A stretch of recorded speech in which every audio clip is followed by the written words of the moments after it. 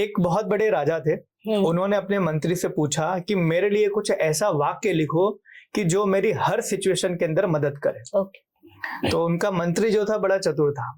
उसने एक वाक्य लिखा। उस वाक्य का ये था कि ये दिन भी चला जाएगा। आज अगर आपकी लाइफ के अंदर बहुत खुशी है तो आप उस खुशी के चक्कर में आप हवा में मत उड़ो।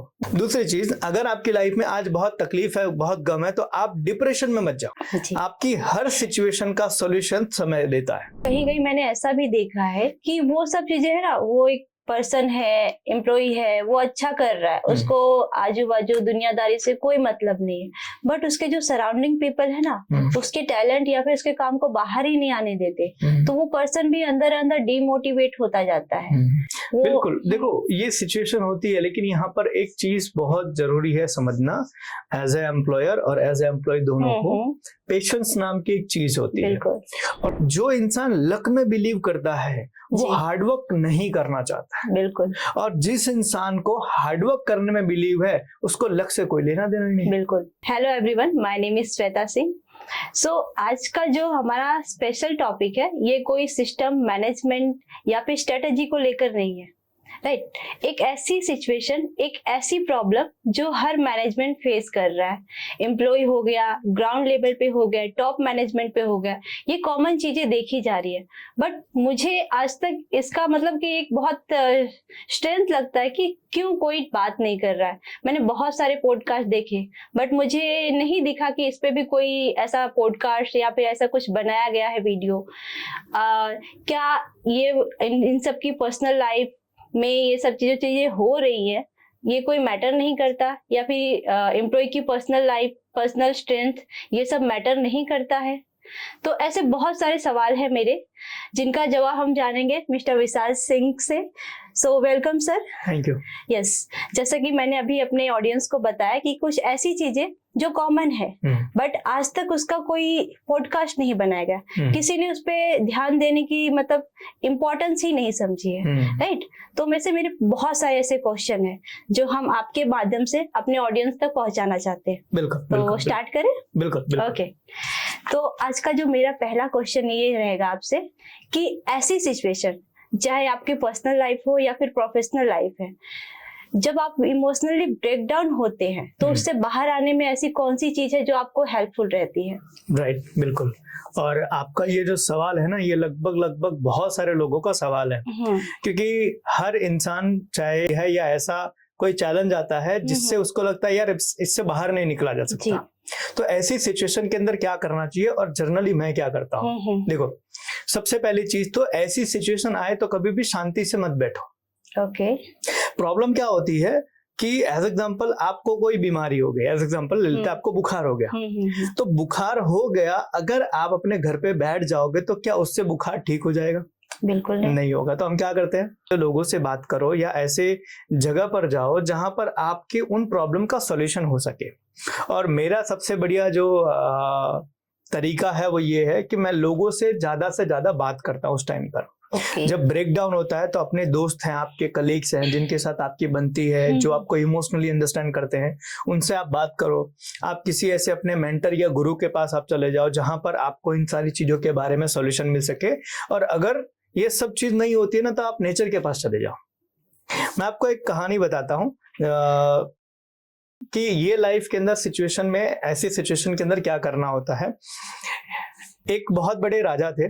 उन्होंने अपने मंत्री से पूछा कि मेरे लिए कुछ ऐसा वाक्य लिखो कि जो मेरी हर सिचुएशन के अंदर मदद करे। तो उनका मंत्री जो था बड़ा चतुर था। उसने एक वाक्य लिखा। उस वाक्य का ये था कि ये दिन भी चला जाएगा। ये दिन भी चला जाएगा, राइट। तो इस वाक्य के पीछे का पर्पस ये था कि आज अगर आपकी लाइफ के अंदर बहुत खुशी है तो आप उस खुशी के चक्कर में आप हवा में मत उड़ो। जी, ठीक है। दूसरी चीज, अगर आपकी लाइफ में आज बहुत तकलीफ है, बहुत गम है, तो आप डिप्रेशन में मत जाओ। आपकी हर सिचुएशन का सॉल्यूशन समय देता है। तो आपको आपकी प्रॉब्लम से बाहर आने के लिए कोशिश करना पड़ेगा। जैसे मैं अभी आपको बताऊं कि मेरे माताजी का रिसेंटली देहांत हुआ। और कंप्लीटली 3 महीने तक मैं मेंटली अंदर से बहुत डिस्टर्ब था। और उस डिस्टर्बेंस को लेकर मैंने एक चीज महसूस की, जो शायद बहुत सारे लोग महसूस करते होंगे, कि जब आप मेंटली डिस्टर्ब होते हो तो आपको कुछ करने का मन नहीं करता है जी। आपकी बॉडी है ना आपको उतना सपोर्ट नहीं करती है, राइट। आपका माइंड है ना उतना क्रिएटिव वर्क कर नहीं पाता। आपको हर वक्त ऐसा लगता है कि यार सब कुछ छोड़ छाड़ के मैं बैठा रहूं। बस यही चीज आपको नहीं करनी है। ओके। और मैंने पूरी कोशिश की कि मैं सिर्फ बैठा ना रहूं, मैं किसी ना किसी एक्टिविटी के अंदर एंगेज रहूं। आपका मन जितना व्यस्त होगा चीजों में, आपका ध्यान उन सभी चीजों में कम जाएगा जो आपको डिप्रेशन में लेकर जा सकती है। तो अगर मैं कहूं कि जो लोग भी अपनी लाइफ में ऐसा फेस अपनी लाइफ में फेस करते हैं, उनको कभी भी ऐसी सिचुएशन के अंदर शांति से नहीं बैठना चाहिए। अपने आप को एंगेज रखो। आप पढ़ने में, दोस्तों से मिलने में, काम करने में, कुछ चीजें करने में अपने आप को एंगेज रखो और धीरे धीरे ऐसी सिचुएशन आएगी कि आप इससे बाहर निकल जाओगे। ओके, तो आपने कहा कि अपने आप को एंगेज रखो, और आपने अपनी एक पर्सनल स्टोरी भी शेयर की कि आपकी मदर का जब ये सारी सिचुएशन आपने फेस की तो आप 3 महीने तक वहां पे एकदम इमोशनली ब्रेकडाउन थे। तो एक क्वेश्चन है जो जनरली सब लोग फेस करते हैं कि कुछ मन नहीं कर रहा, किसी चीज में हम फोकस नहीं कर पा रहे, तो एक एज अ फॉर्मेलिटी भी आप उसे स्टेप ले सकते हो, राइट। कि फॉर एग्जांपल मुझे मंदिर जाना है या फिर बुक पढ़ना है, मेरा मन तो नहीं लग रहा है बुक में, बट मुझे उससे उभरने के लिए वो फॉर्मेलिटी करनी पड़ेगी। देखो, फॉर्मेलिटी करने की बजाय आप ये करो उस टाइम पर जो आपका मन कर रहा है। जैसे हो सकता है आपको कहीं घूमने का मन कर रहा है, आप घूमने चले जाओ। आपको कुछ पढ़ने का मन कर रहा है, आप पढ़ने चले जाओ। आप अपने दोस्तों के साथ में टाइम स्पेंड करना चाहते हो तो आप वो ट्राई कर लो। अगर आपकी लाइफ के अंदर कुछ ऐसा और भी जो है जो आपका मन करता है, तो मैं ये कहूंगा जब भी आपकी लाइफ में ऐसा ब्रेक डाउन आए तब आप अपने आप को एंगेज रखो, फ्री मत बिठाओ। क्योंकि फ्री बैठने में सबसे बड़ा लॉस क्या होता है? ओवर थिंकिंग का। बिल्कुल। आप जब फ्री बैठते हो तो आपके जो थॉट है ना वो कहां से कहां पहुंच जाते हैं ना, उसका आपको अंदाजा नहीं है। तो इसलिए कहा जाता है, हमारे बुजुर्गों ने कहा हुआ है कि खाली दिमाग शैतान का घर होता है। तो अपने आप को खाली मत बैठो ना, क्योंकि खाली बैठने में नुकसान होने के चांसेस ये है कि आप जिस सिचुएशन में हो आप और भी इससे बदतर सिचुएशन में जा सकते हो। तो आप अपने आप को खाली मत बिठाओ, किसी न किसी एक्टिविटी में आप एंगेज रखो अपने आप को। आपका मन व्यस्त रहेगा, धीरे धीरे आप उस सिचुएशन से बाहर आ जाओगे। जी, ऐसा सर हमने बहुत बार देखा है और हम जनरली फेस भी करते हैं कि बहुत सारी एक ऑफिस होती है, राइट, कि ऑफिस को ही हम अपना सेकंड घर समझते हैं क्योंकि हम इतने टाइम वहां पे स्पेंड कर रहे हैं। हमारी जो कलीग्स है वो हमारी सेकंड फैमिली होती है। बट सम टाइम कि हम किसी पर्सन पे इतना ज्यादा ट्रस्ट कर लेते हैं और वही हमारा ट्रस्ट ब्रेक करे, तो ऐसी सिचुएशन में क्या करना चाहिए? देखो, आज के टाइम पे इंसान की नीयत का और इंसान का भरोसा नहीं है। आप जिसको आप सबसे अच्छा मानते हो सकता है कल वो आपका अच्छा ना रहे। आप जिस पर भरोसा करते हो वो शायद कल आपके भरोसे के लायक ना रहे। तो ये सिचुएशन लोगों की लाइफ में आता है और सबकी लाइफ में कभी ना कभी आता है। ऐसी सिचुएशन के अंदर एक चीज बहुत जरूरी है और वो है सेल्फ कॉन्फिडेंस।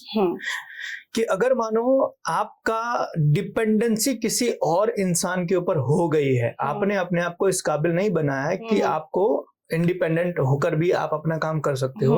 अगर आपने अपने आप को किसी पर डिपेंडेंट बना दिया है तो ऐसी सिचुएशन में जब कोई आपका भरोसा तोड़ता है या कोई आप जिस पर बहुत ज्यादा बिलीव करते हो वो बंदा आपकी लाइफ से चला जाता है, तो उस टाइम पर आप अपनी लाइफ के अंदर सारा कॉन्फिडेंस खो दोगे और आप अपनी लाइफ में सबसे बुरे फेज में चले जाओगे।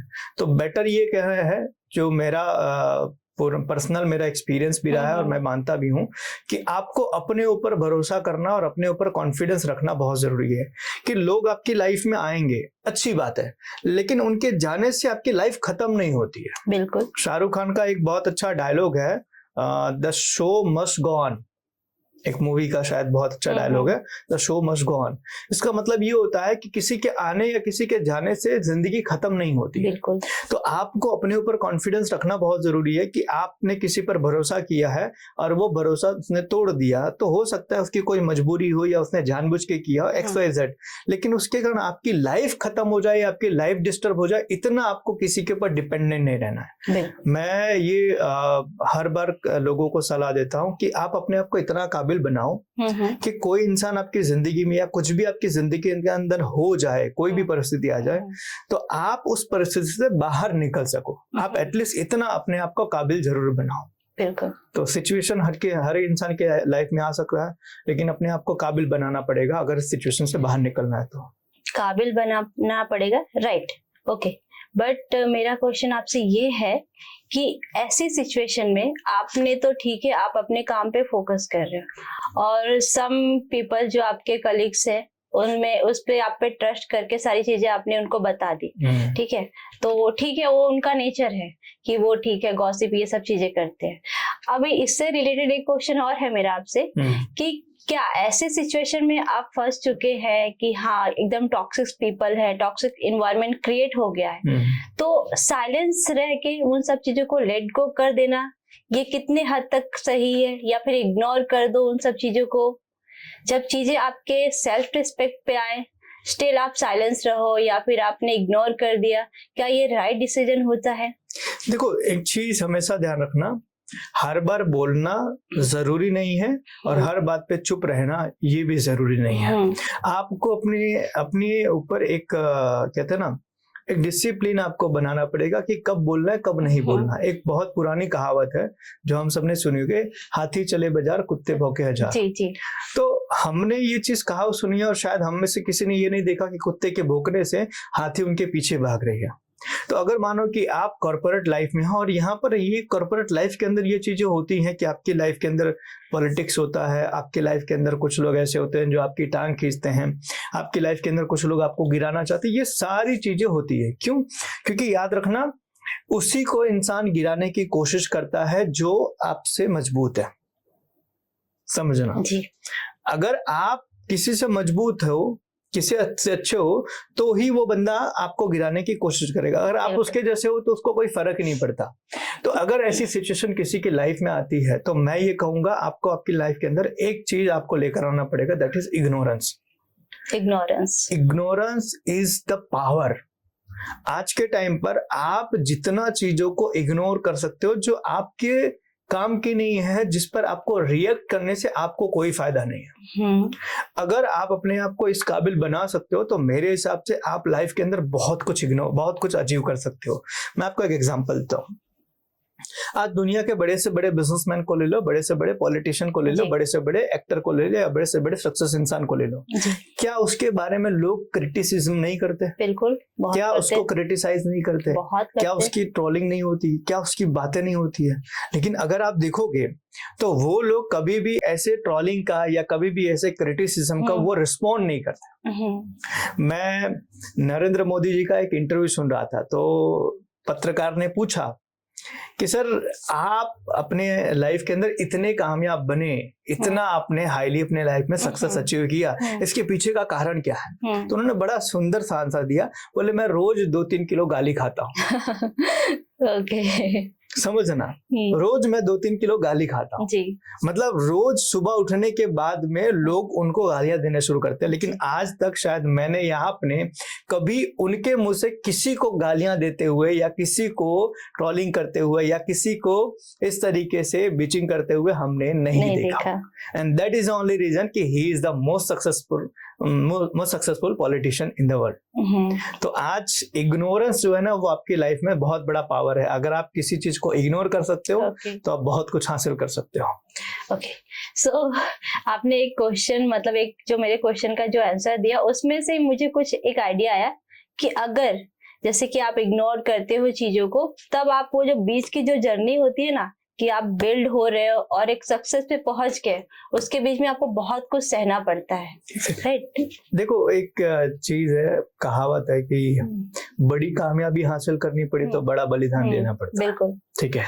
तो सैक्रिफिकेशन तो आपको करना पड़ेगा। तो मैं ये चीज देखता हूँ कि जो लोग ने जितना सहा है ना, उनको उतना मिलता भी है। बिल्कुल। ओके, एज एन लीडर, जैसे कि आप एक कंपनी को होल्ड करके बैठे हो, आपके अंडर में बहुत सारे एम्प्लॉइज हैं, तो वहां पे आपकी ड्यूटी क्या रहेगी? अगर आपको लग रहा है कि मेरे ऑफिस में पॉलिटिक्स हो रही है, जो एक डिजर्विंग एम्प्लॉय है वो सफर कर रहा है, अगर आपको ये सब चीजें पता चल रही है, तो एज अ लीडर आपका क्या स्टेप रहेगा वहां पे? देखो, एज अ लीडर कोई भी इंसान होगा तो उसका सबसे पहला जो काम होना चाहिए कि अपनी टीम के अंदर बेस्ट पर्सन को ढूंढे और उनको अपग्रेड करने में उनकी हेल्प करे। Okay. देखो, पॉलिटिक्स होना या फिर बैक बिचिंग करना या फिर आपकी एक दूसरे की बुराई करना, इसको लगभग कंट्रोल नहीं किया जा सकता, क्योंकि किसी का मुंह कोई पकड़ नहीं सकता। तो एज अ लीडर कोई भी बिजनेसमैन होगा, कोई भी इंसान होगा, उसका काम क्या होना चाहिए कि अपनी टीम के अंदर जिनके अंदर ऐसा पोटेंशियल है, जिनके अंदर ग्रोथ करने की इच्छा है, जो अपनी लाइफ में आगे बढ़ना चाहते हैं, ऐसे पोटेंशियल वाले इंसान को ढूंढो और उनको आप सपोर्ट करो ताकि वो धीरे धीरे ऊपर आ सके। तो एज अ लीडर मेरा या किसी भी बिजनेसमैन का ये टास्क होना चाहिए कि अपने टीम के अंदर जो लीडर्स है, अपनी टीम के अंदर जो लोग ऐसे हैं जो आगे बढ़ना चाहते हैं, उनको धीरे धीरे अपग्रेड करने में उनकी हेल्प करना। तो अगर मैं ये कहूँ तो मेरा ऑलवेज ये रहता है कि हमारी टीम के अंदर जो भी अच्छे लोग हैं उन लोगों को अपग्रेड किया जाए, उन लोगों को थोड़ा सा आगे बढ़ाने में हेल्प की जाए, उनको सपोर्ट किया जाए, ताकि उनकी लाइफ का जो पोटेंशियल है, उनके अंदर का जो पोटेंशियल, वो पोटेंशियल के हिसाब से उनको उनकी लाइफ में वो अचीवमेंट्स मिल सके जिसके वो हकदार है। ओके, बहुत अच्छी बात कही आपने कि एज अ लीडर आपको वो पर्सन को ढूंढना पड़ेगा, फाइंड आउट करना पड़ेगा जिसके अंदर वो पोटेंशियल है। But due to some reason या फिर कहीं कहीं मैंने ऐसा भी देखा है कि वो सब चीजें है ना, वो एक पर्सन है, एम्प्लॉय है, वो अच्छा कर रहा है, उसको आजू बाजू दुनियादारी से कोई मतलब नहीं है, बट उसके जो सराउंडिंग पीपल है ना, उसके टैलेंट या फिर उसके काम को बाहर ही नहीं आने देते, तो वो पर्सन भी अंदर अंदर डीमोटिवेट होता जाता है, राइट? कि ठीक है, मेरी तो सुनी ही नहीं जाती है, मेरी चीजों को अप्रिशिएट ही नहीं किया जाता है। तो वैसे टाइम पे मुझे ऐसा लगता है कि बहुत सारे एम्प्लॉय या फिर बहुत सारे एम्प्लॉयर ऐसे भी होते हैं जो अपने एसेट्स को खो रहे हैं। बिल्कुल, देखो ये सिचुएशन होती है, लेकिन यहाँ पर एक चीज बहुत जरूरी है समझना, एज ए एम्प्लॉयर और एज ए एम्प्लॉय दोनों को पेशेंस नाम की एक चीज होती है। और कहा जाता है कि किसी के टैलेंट को आप बहुत ज्यादा दिन तक दबा के नहीं रख सकते हो, वो स्प्रिंग की तरह होता है, जितना आप दबाओगे उतनी तेजी से उछलेगा। लेकिन कई बार क्या होता है कि हम वो पेशेंस खो देते हैं। मैं आपको बताऊं कि एक इंसान को कामयाब होने में कितना समय लगता है?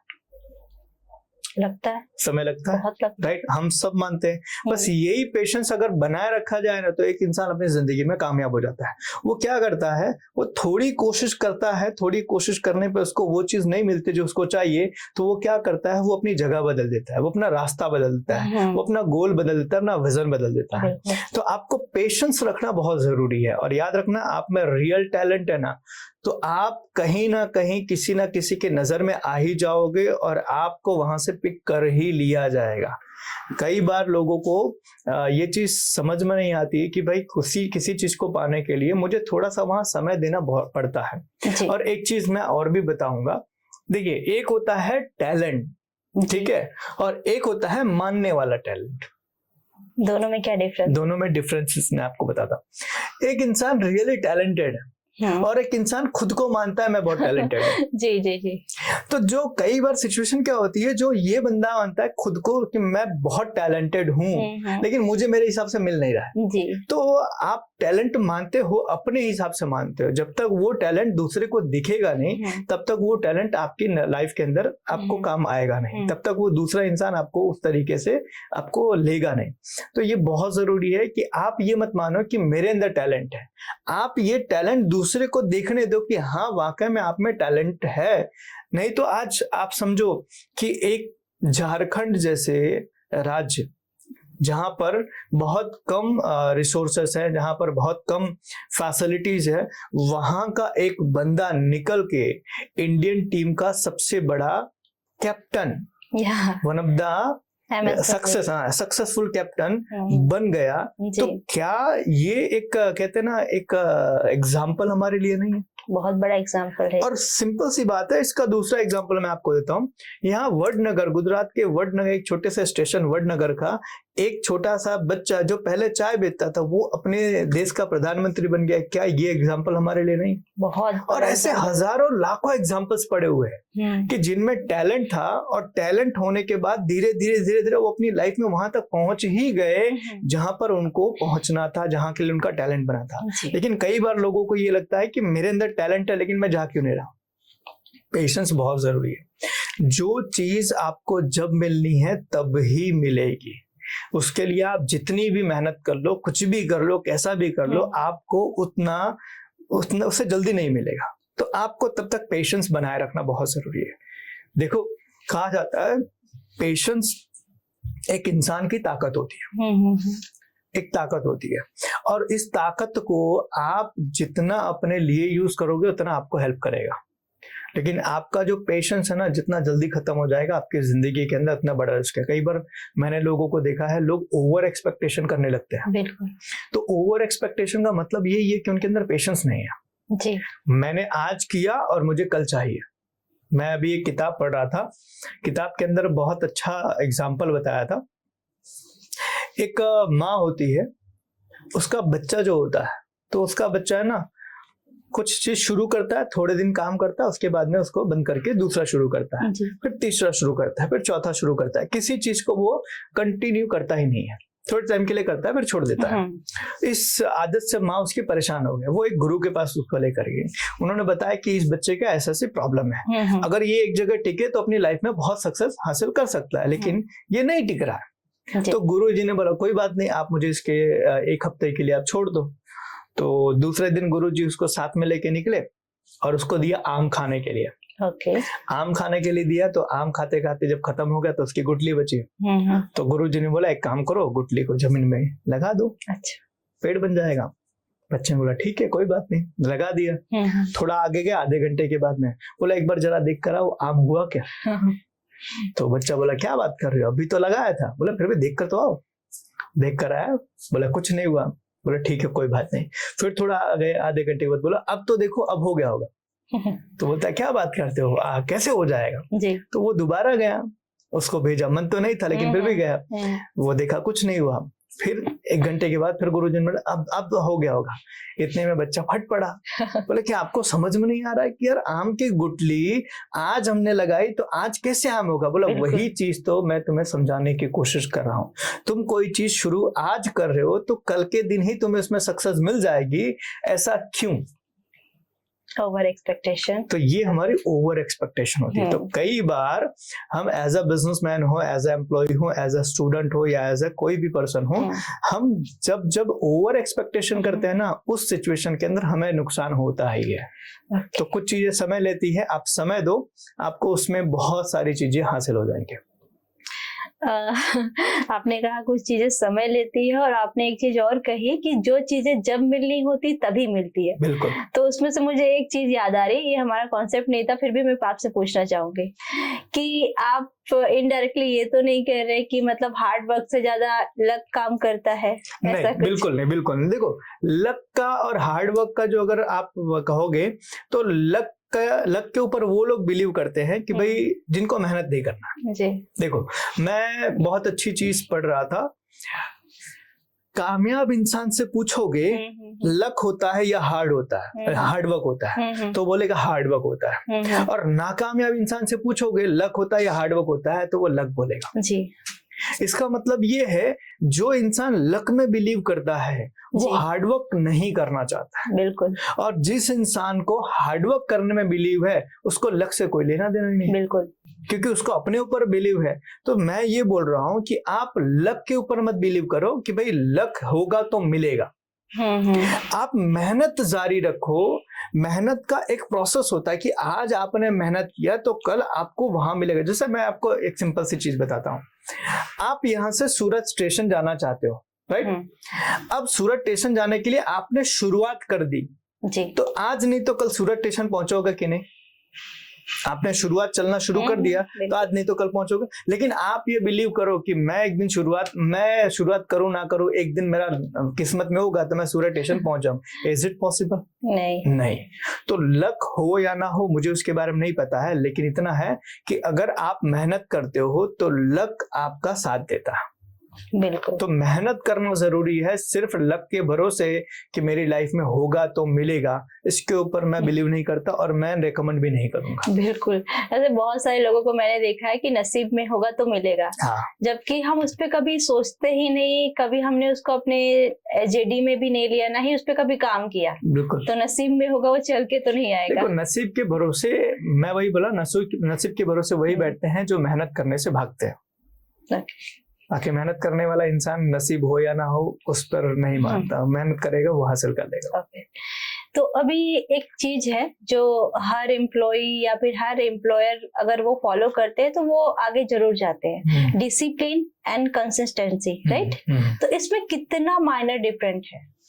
देखो, डिसिप्लिन का मतलब अगर मैं कहूंगा कि आपने अपनी लाइफ के अंदर कुछ ना कुछ ऐसा नियम बनाया हुआ है, ठीक है, जिसको आप फॉलो करते हो।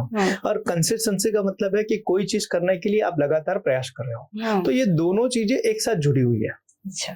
डिसिप्लिन का मतलब देखो, कई बार क्या होता है, जैसे अभी नया साल है तो नए साल में बहुत सारे लोगों ने रेजोल्यूशन लिया होगा, ठीक है, इस साल मैं जिम करूंगा, इस साल ना मैं बॉडी पर काम करूंगा, इस साल मैं किताबें पढ़ूंगा, इस साल मैं मेहनत करूंगा, इस साल मैं ये करूंगा, ऐसे सारे रेजोल्यूशन लिए होंगे। तो वो 4 दिन वो डिसिप्लिन में जाएंगे, ठीक है, बट 5वें दिन से उनका धीरे धीरे कंसिस्टेंसी ब्रेक होनी शुरू हो जाएगी। तो आपको डिसिप्लिन बनाना है अपने लिए कि ये मेरे पैरामीटर्स है, मैं इसके ऊपर काम करूंगा और उसको लगातार आपको प्रयास करते रहना है। तो कंसिस्टेंसी मतलब लगातार। तो दोनों एक दूसरे के साथ जुड़े हैं। आपकी लाइफ में डिसिप्लिन होना चाहिए और वो डिसिप्लिन कंटिन्यूअसली आपको फॉलो करना है। अगर आप कोई भी लाइफ में कुछ भी हासिल करना चाहते हो तो ये दोनों चीजें आपकी लाइफ में होना बहुत जरूरी है। बिल्कुल जी। तो दोनों एक सिक्के के दो पहलू हैं, हम ऐसा कह सकते हैं। बिल्कुल बिल्कुल बिल्कुल। ठीक है। तो अभी एक क्वेश्चन है मेरा आपसे, बहुत इम्पोर्टेंट है, कि एक ऐसी हैबिट आपकी जो आपको टफ टाइम में बाहर निकलने में या फिर आपको एकदम जब ब्रेक डाउन हो तो उससे उभरने में या फिर कोई भी सिचुएशन हो, वो आपकी हैबिट आपके लिए पावरफुल, स्ट्रॉन्ग बन के काम करती हो। कुछ एक ऐसी हैबिट आपकी बताइए मुझे। मेरी एक हैबिट रही है जो मेरे लिए हमेशा काम करती है, दैट इज लर्निंग, रीडिंग या फिर आप किसी भी माध्यम से, चाहे वीडियो के माध्यम से, चाहे ऑडियो के माध्यम से, चाहे किताबों के माध्यम से, चाहे ऑब्जर्वेशन के माध्यम से, हर चीज से लर्निंग एक पावरफुल टूल है। सिर्फ मेरे लिए नहीं, मैं दुनिया के लिए बोल रहा हूँ।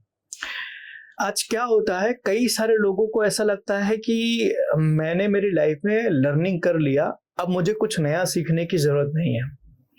आपको मैं बताऊं कि आपकी लाइफ में आप जितना जानते हो ना, वो इस दुनिया का 0.1% भी नहीं है।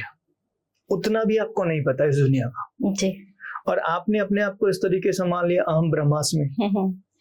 तो आपकी लाइफ के अंदर आपकी लर्निंग का सबसे महत्वपूर्ण रोल होता है। मैं सिंपल सा कहता हूं, learning is equal to earning. आप अपनी लाइफ में जितना लर्न करते हो, आप अपनी लाइफ में उतना ही अर्न करते हो, उतना ही आप लाइफ में ग्रो करते हो जी। तो मेरी लाइफ का लगभग मैं आपको बताऊं 15-17 साल का मेरा ये प्रोसेस है। 15-17 साल की मेरी हैबिट है कि मैं रोज पढ़ता और रोज कुछ ना कुछ लर्न करता हूँ, रोज डेली, पिछले 15-17 साल से। और मैं सिर्फ किसी पर्टिकुलर एक ही टॉपिक के ऊपर नहीं, हर चीज के ऊपर मैं पढ़ता हूँ, हर चीज के ऊपर, चाहे बिजनेस को लेके हो, चाहे पर्सनल लाइफ को लेके हो, चाहे धर्म के बारे में हो, चाहे शास्त्र के बारे में हो। अभी रिसेंटली मैं जो चीजें पढ़ रहा हूँ या जो चीजें मैं लर्न कर रहा हूँ वो है दर्शन के ऊपर। दर्शन, हाँ, जिसको हम फिलोसॉफी कहते हैं। ओके, ठीक है। तो फिलोसॉफी एक ऐसी चीज है जो शायद ना हमारी दुनिया के अंदर बहुत कम लोग है उसके ऊपर इंटरेस्ट रखते हैं, लेकिन बहुत बढ़िया सब्जेक्ट है। आपके लाइफ के बहुत सारे क्वेश्चंस के आंसर्स मिल जाते हैं जो आप अपनी लाइफ में परेशान होते हैं उन चीजों को। तो मैं भी मेरी लाइफ में बहुत सारे सवालों के जवाब ढूंढता था कि भाई आत्मा क्या होती है, मैं कौन हूँ, हम क्यों यहाँ पर आए, दुनिया कैसे बनी है, दुनिया को बनाने वाले के पीछे का ऑब्जेक्टिव क्या। ये बहुत सारे सवाल मेरे दिमाग में घूमते थे। तो मैंने सोचा इन सब का जवाब कहाँ मिलेगा। जी। तो मुझे किसी ने सजेस्ट किया, किसी ने मुझे बताया कि भाई इन सब का जवाब जो है ना आपको दर्शन में मिलेगा, फिलोसॉफी में मिलेगा। ओके। तो मैं फिलहाल इस टाइम पर मैं फिलोसॉफी के ऊपर मैं बहुत सारी चीजें पढ़ रहा हूँ, बहुत सारी चीज सीख रहा हूँ, और मुझे बहुत सारी चीजों का आंसर मिल रहा है जिसके बारे में पहले बहुत परेशान हुआ करता था। जी। तो मैं वही कह रहा हूँ कि मैंने मेरी लाइफ में पिछले 15-17 सालों से लर्निंग को एक पावरफुल टूल की तरह यूज किया है। ग्रेट। और खास करके मैंने मेरी लाइफ में लर्निंग को, जब मेरी लाइफ में ब्रेक डाउन आता है, जब मैंने बताया आपको कि भाई मेरी लाइफ में ब्रेक डाउन आता है, तो जब भी मेरी लाइफ में कोई भी स्ट्रगल फेस चलता है या कोई भी ऐसा ब्रेक डाउन आता है, कोई भी बड़ी चैलेंज आती है, मैं कोई किताब उठा के मैं बैठ जाता हूँ पढ़ने के लिए। तो मुझे ऐसा लगता है कि शायद मैंने जो किताब उठाई या मैं जो पढ़ रहा हूँ वो एक्चुअल में उसी प्रॉब्लम का सॉल्यूशन जो मेरी लाइफ में चल रहा है। ओके। मीन्स कि हम सभी को पढ़ना चाहिए एक बार। मैं रेकमेंड करूंगा कि आप अपनी लाइफ में अगर ग्रो करना चाहते हो ना, तो आपको लर्निंग करनी ही पड़ेगी। आपके पास दूसरा कोई ऑप्शन नहीं है। आप कल का नॉलेज का इस्तेमाल आज में कामयाब होने के लिए नहीं कर सकते हो। आपने डिग्री कंप्लीट कर ली, आपने कॉलेज कंप्लीट कर लिया, आपने अपनी लाइफ के अंदर सारे एजुकेशन कंप्लीट कर लिया, और आप सोचो कि अब तो मैं सब जानता हूँ, अब मुझे कुछ सीखने की जरूरत है, तो मैं ये कहूंगा ये आपका भ्रम है। और यहीं पर इंसान जो है ना अपने आप को वो मैंने बोला ना, एक चीज होता है कि टैलेंटेड, एक मानने वाला टैलेंटेड। तो यहाँ पर आप अपने आप को मान लेते हो कि मैंने डिग्री हासिल कर ली है, मैं टैलेंटेड हूँ, बट एक्चुअल में आपके हिसाब से ही टैलेंटेड हो। बिल्कुल। आपके टैलेंट की वैल्यू मार्केट में 0 है। बिल्कुल। क्योंकि मार्केट को जो चीज चाहिए उसके बारे में आपको पता ही नहीं है, और आपको जो चीजें पता है उसकी मार्केट को रिक्वायरमेंट नहीं है। तो यहीं पर सबसे बड़ा भ्रम पैदा होता है। इसीलिए लर्निंग एक इंसान की जिंदगी को, कहते हैं ना, अगर आप इवोल्यूशन ऑफ थियरी आप देखोगे, थियरी ऑफ इवोल्यूशन जो कहते हैं जी, उसमें यही चीज बताए कि इंसान जो है ना वो धीरे धीरे धीरे धीरे प्रगति करके इंसान बना है। ओके। इंसान पहले से नहीं था।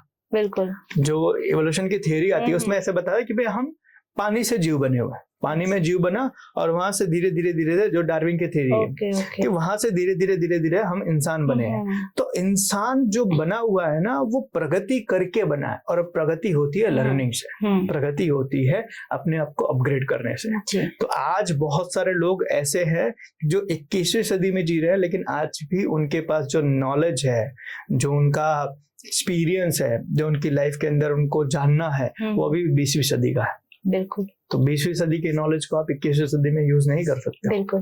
तो अपग्रेड होना पड़ेगा, लर्न करना पड़ेगा, और मेरी लाइफ का ये सबसे बड़ा पावरफुल टूल है।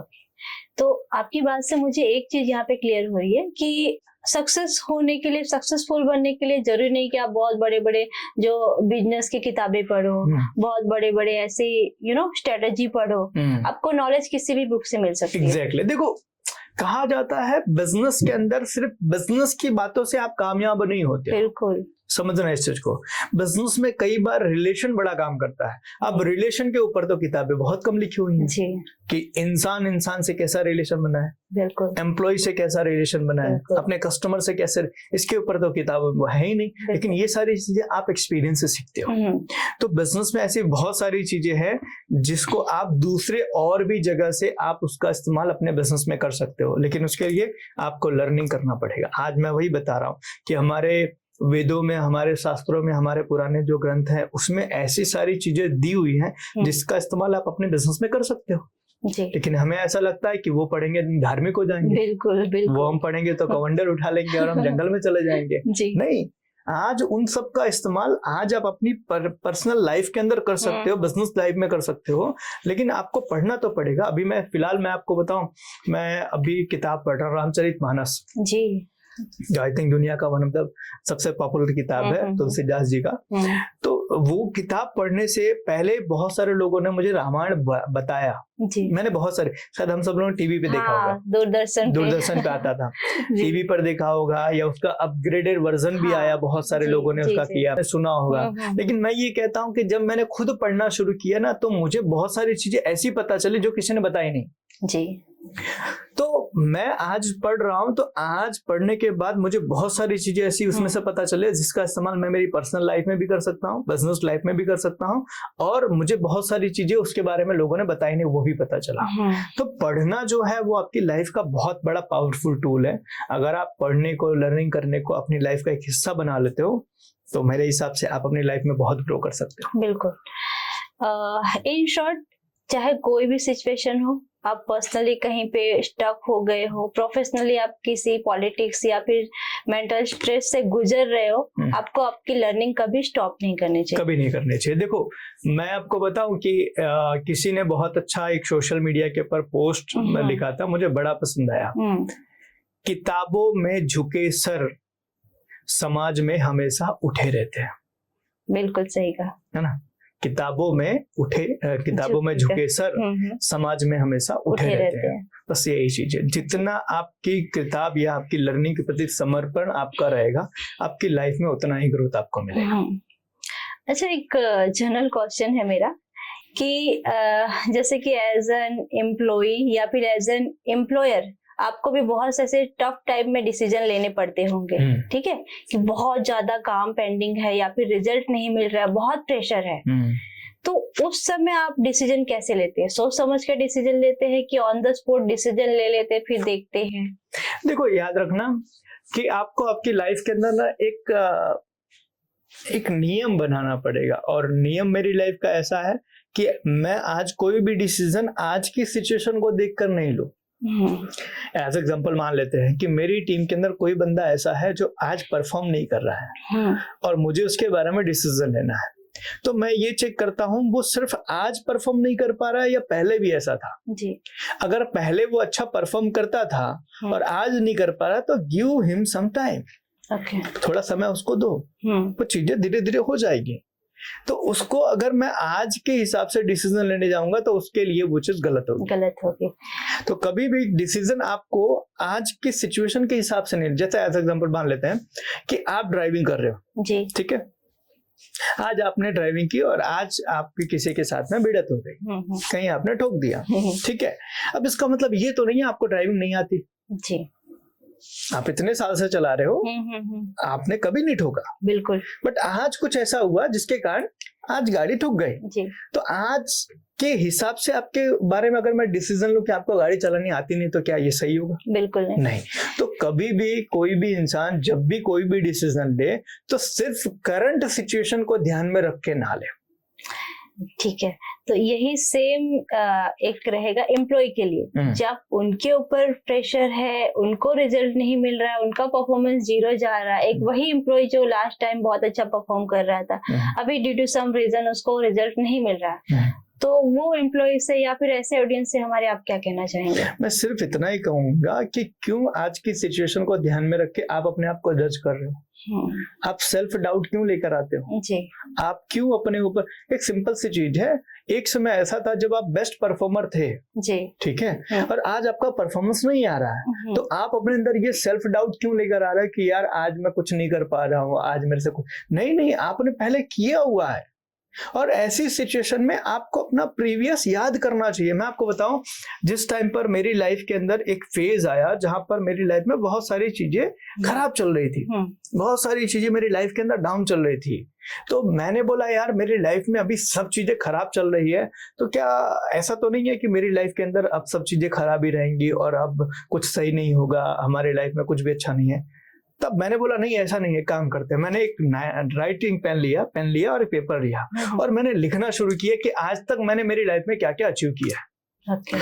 और मेरे बचपन से लेके मैंने मेरी लाइफ के अंदर हर उस चीज को लिखा जो मैंने मेरी लाइफ में हासिल किया जी। कि मैं मेरी लाइफ में क्या क्या अच्छा कर चुका। जब मैंने लिखना शुरू किया मेरा पेज भर गया और फिर मैंने बोला यार मैंने इतनी सारी चीजें हासिल की हुई है, तो आज की सिचुएशन से मैं अपने आप को क्यों जज कर रहा हूँ।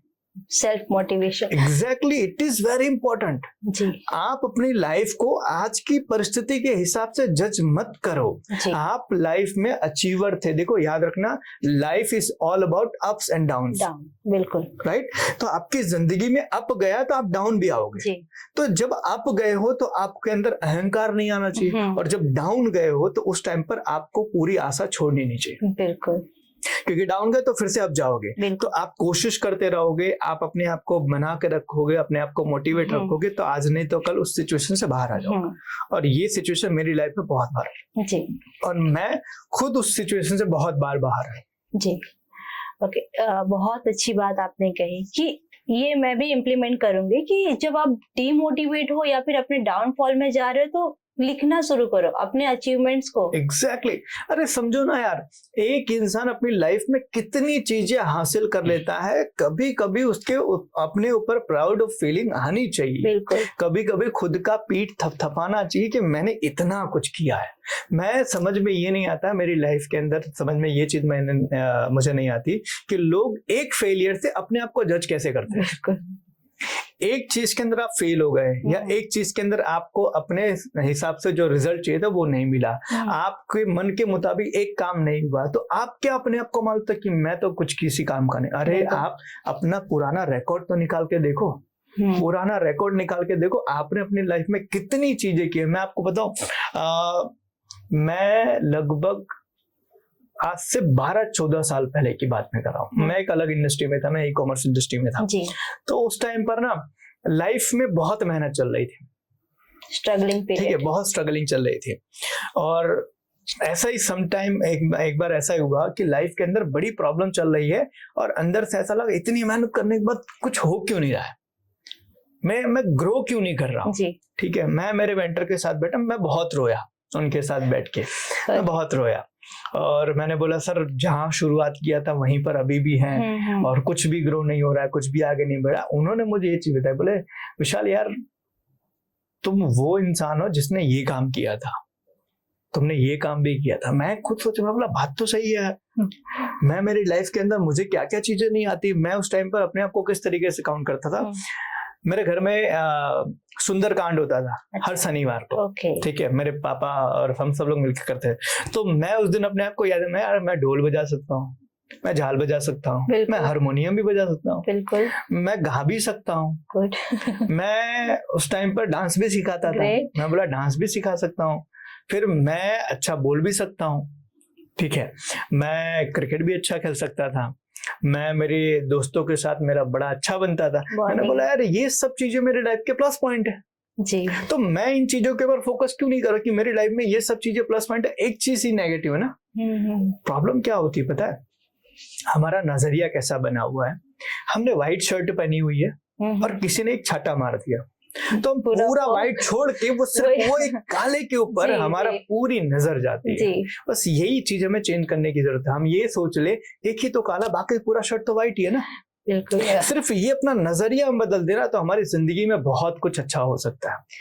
अच्छा, वो जो आपने अभी अपना स्ट्रगल पीरियड शेयर किया, तो क्या वो और वहां से यहाँ तक के आने की जो जर्नी थी, यही सब आपका सेल्फ रियलाइजेशन हुआ, मेरे अंदर ये सब चीजें हैं तो मैं कर सकता हूँ। एग्जैक्टली, मैं वही बता रहा हूँ। जिस दिन से मैंने ये चीज रियलाइज करना शुरू किया, लिखना शुरू किया कि मेरे लाइफ में इतने सारे अचीवमेंट्स मैंने किए हुए हैं, इतनी सारी चीजें मैंने की हुई है, उसके बाद मेरा कॉन्फिडेंस ऑलवेज हाई रहा। आज की सिचुएशन ऐसी है कि कितनी भी बड़ी प्रॉब्लम्स आ जाए, पता अंदर से क्या होता है, हो जाएगा। क्यों पता है, आपका जो अंदर से मन जो है ना, वो इतनी बार उन सभी चीजों से निकल गया है कि अब मजबूत हो गया है कि हो जाएगा, हो जाएगा, निकल जाएगा, इससे भी निकल जाएंगे, इतनी सारी चीजें निकल गए, इससे भी निकल जाए। अब ये सिचुएशन मतलब अंदर से आपका जो डर है ना, वो डर खत्म हो जाता है। बिल्कुल, और वो डर खत्म होने के लिए आपको अपनी लाइफ के अंदर वो अचीवमेंट्स आपको लिखने चाहिए।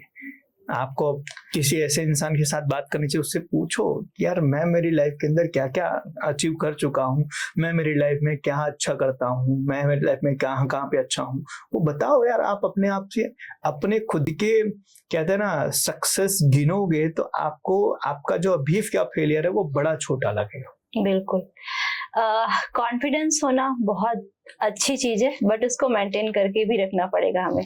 देखो, कॉन्फिडेंस आपका मेंटेन तब रहेगा जब आप अपने अचीवमेंट्स को याद रखोगे। छोटी सी लाइफ में प्रॉब्लम्स आए, छोटी सी तकलीफ आए, छोटी सी चीजें, ठीक है, वो भी मैटर करती है, लेकिन वो आपके ऊपर हावी नहीं होनी चाहिए। बिल्कुल, आपको याद रखना है कि आप अपनी लाइफ में बहुत कुछ अचीव कर चुके हो और उस अचीवमेंट के सामने ये प्रॉब्लम छोटी है।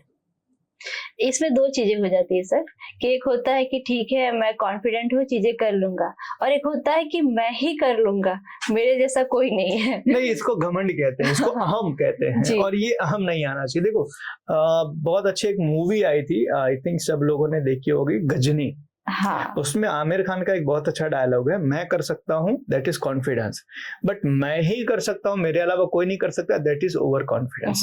तो ओवर कॉन्फिडेंस नहीं होना चाहिए। हाँ, आपके अंदर आत्मविश्वास होना चाहिए कि हाँ आप इस प्रॉब्लम का सोल्यूशन कर सकते हैं, आपके अंदर वो शक्ति है, आपके अंदर वो क्षमता है, आप उसमें से बाहर निकल जाए, दैट इज योर कॉन्फिडेंस। तो आपको कॉन्फिडेंस रखना है, ओवर कॉन्फिडेंस नहीं।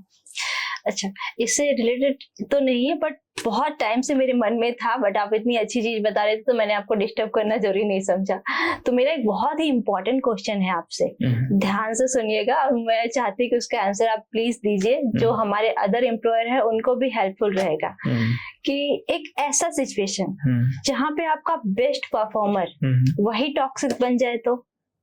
देखो, अगर आपकी लाइफ के अंदर आप बिजनेस अगर चला रहे हो और आपका जो बेस्ट परफॉर्मर है वो आपके लिए अब एक ऐसा इंसान बन गया है जो आपका नुकसान कर रहा है जी। तो मैं ये कहूंगा फिर आपको छोड़ना पड़ेगा उसको। देखो क्या होता है, बिजनेस को हम इमोशन से नहीं चला सकते जी। और जब जब हम बिजनेस को इमोशन से चलाएंगे ना, तब तक हम अपना बिजनेस में नुकसान करेंगे। तो बिजनेस की बात आती है तो बिजनेस के साथ साथ में आपकी बहुत सारी रिस्पॉन्सिबिलिटीज होती है। एज एग्जांपल, अगर मानो आपकी कंपनी में 10 लोग काम कर रहे हैं तो वो आपकी कंपनी के कारण वो 10 लोग का घर चल रहा है। कल को आपकी कंपनी बंद हो जाएगी या आपको नुकसान हो जाएगा तो आपके साथ साथ में वो 10 लोगों का घर भी, आप उनके घर चूल्हा नहीं जलेगा। तो आपके ऊपर बहुत रिस्पॉन्सिबिलिटीज होती है। तो जब आप अपनी लाइफ के अंदर ग्रो कर रहे हो, आप बहुत सारे लोगों को साथ लेकर चल रहे हो, लेकिन अब ऐसी सिचुएशन आई है कि आपकी कंपनी का कोई ऐसा एम्प्लॉय जो आपका पहले बहुत अच्छा काम करता था, बहुत अच्छा काम जो पहले आपका उसने बड़ा साथ दिया, लेकिन आज वो बंदा आपके लिए टॉक्सिक बन गया है या आज के लिए वो बंदा आपके फेवर में ना बात करके आपके अगेंस्ट जा रहा है या आपकी चीजों को बिगाड़ रहा है, तो मैं ये कहूंगा उसको छोड़कर आपको आगे बढ़ना चाहिए, क्योंकि फिर बिजनेस को आप बहुत बड़े रिस्क में नहीं डाल सकते हो। एक बंदे के लिए आप 10 लोगों के घर पे चूल्हा जलना बंद हो जाए, ऐसा डिसीजन आपको नहीं लेना चाहिए। देखिए, इससे रिलेटेड मेरा क्वेश्चन रहेगा आपसे कि वैसे तो हम हायरार्की मेंटेन करते हैं हर ऑफिस में, वो सिस्टम वहीं पे बिल्ड होती है जहाँ पे हायरार्की मेंटेन हो। तो एक जो कोर टीम होती है हमारे पास, उसके पास एक अलग सी अथॉरिटी एंड पावर होता है अपने टीम को लीड करने का, उनकी प्रॉब्लम को सॉर्ट आउट करने का। But due to some time कुछ ऐसी सिचुएशन आ जाती है कि वो जो ग्राउंड लेवल पे जो सीनियर या फिर जो अपने भी जो भी है XYZ जो टीम मेंबर है बहुत सफर कर रही है, बट चीजें जो है ना टॉप मैनेजमेंट के तक नहीं पहुंच पा रही है। जो कोर टीम बता रही है उनको वही वो सुन रहे हैं, वहीं से डिसीजन लिया जा रहा है। तो ऐसी सिचुएशन में कैसे डील करना चाहिए? देखो, ऐसी सिचुएशन के हायरार्की को तोड़ना चाहिए। जरूरी नहीं है कि हर चीज के लिए सिस्टम फॉलो करना ही पड़े। जहां पर काम बिगड़ रहा है वहां पे प्रोटोकॉल थोड़ी फॉलो होगा। बट आपको पता ही नहीं है चीजें नीचे क्या हो रहा है। तो मैं वही बता रहा हूँ, मैं दोनों तरफ से बोल रहा हूँ। चाहे एम्प्लॉयर हो, एम्प्लॉय को अगर एम्प्लॉयर को ऐसा लग रहा है कि भाई ऐसी कुछ सिचुएशन है क्रिएट हो रही है तो उसको नीचे तक जरूर जाना चाहिए। और अगर मानो एम्प्लॉयर को नहीं पता है तो नीचे एम्प्लॉय जो है जिनके साथ ऐसी सिचुएशंस हो रही है उनको एम्प्लॉयर तक पहुंचना चाहिए, उनको तक ये मैसेज उनको डिलीवर करना चाहिए कि ये सिचुएशंस है, जिस सिचुएशन को अगर सॉल्व नहीं किया जाए तो हम सबका नुकसान है। अल्टीमेटली एक सिंपल सी चीज मैं आपको बताता हूँ। एज एग्जाम्पल, मैं किसी कंपनी में काम करता हूँ, मेरा कोई एम्प्लॉयर है। अगर मानो मेरे कारण दिक्कत हो रहा है, कंपनी को नुकसान होगा, तो क्या लगता है कंपनी को नुकसान होगा तो उसमें मेरा नुकसान नहीं होगा? डेफिनेटली सबका नुकसान है। तो एज ए एम्प्लॉय ना मुझे भी ये चीज सोचना पड़ेगा कि कंपनी का नुकसान होगा तो मेरा भी नुकसान होगा, तो कंपनी के नुकसान के साथ साथ मेरा नुकसान ना हो, उससे बचने के लिए कंपनी का वो मैसेज जो है वो टॉप मैनेजमेंट तक पहुंचना बहुत जरूरी है। और उसके लिए अगर हायरार्की तोड़ना पड़े तो मुझे नहीं लगता कि वहां पर तोड़ने से कोई नुकसान है। और मैं तो ये कहूंगा कि ऐसी सिचुएशन के हायरार्की तोड़ो, क्योंकि देखो क्या होता है, हम हमारे बिजनेस ट्रेनिंग के अंदर एक प्रोग्राम में एक स्किल विल मैट्रिक्स हम सिखाते हैं, ठीक है, कि आपकी टीम के अंदर 4 तरह के एम्प्लॉइज होते हैं। एक जिसको आता है लेकिन करने की इच्छा नहीं है, दूसरा जिसको करने की इच्छा है लेकिन आता नहीं है, तीसरा जिसको आता भी है और करने की इच्छा भी है, और चौथा जिसको आता भी नहीं है और करने की इच्छा भी नहीं है। ऐसे 4 तरह के लोग आपकी टीम में होते हैं। तो अक्सर कर प्रॉब्लम कहां पर होती है, जब एक बड़ी हायरार्की होती है कंपनी के अंदर, तो इसमें दूसरी सिचुएशन जिनको आता है लेकिन करने की इच्छा नहीं है, ऐसे लोग टॉप मैनेजमेंट के अंदर हो जाते हैं कई बार। बहुत देखा गया। और ये लोग कौन होते हैं? ये वही होते हैं जो कंपनी के पुराने बंदे होते हैं, जिनको कंपनी के ऑनर के बारे में, जिनको कंपनी की हर सिचुएशंस के बारे में पता होती है। तो ये क्या करते हैं? मैनिपुलेट करते हैं, ठीक है। नीचे से कोई बात ऊपर तक नहीं जा पाती, वो बीच में ही रोक लेते हैं, ठीक है। और बीच में ही रोक लेते हैं, जिसके कारण क्या होता है कि नीचे की जो एक्चुअल मैसेज है वो ऊपर तक नहीं पहुंच पाता है। तो जो ऊपर से डिसीजन लिया जाता है, वो जो मिडिल मैनेजमेंट ने जो इंफॉर्मेशन उसको दी, उसके बेसिस के ऊपर लिया जाता है। तो ऐसी सिचुएशन के अंदर हायरार्की को ब्रेक करना बहुत जरूरी है। और हायरार्की अगर ब्रेक होती है और सही मैसेज ऊपर तक पहुंचता है, तो मेरे हिसाब से जो भी एम्प्लॉयर है, जो भी वहाँ कंपनी का लीडर है, वो सही डिसीजन ले पाएगा।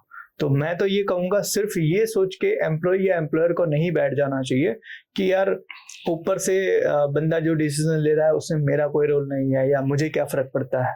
ऐसा नहीं सोचना चाहिए। अगर आप कंपनी को लेके लॉयल हो और आप अपने करियर को लेके सीरियस हो, तो आपको हायरार्की ब्रेक करके आपको ऊपर जाना चाहिए। बिल्कुल, ओके।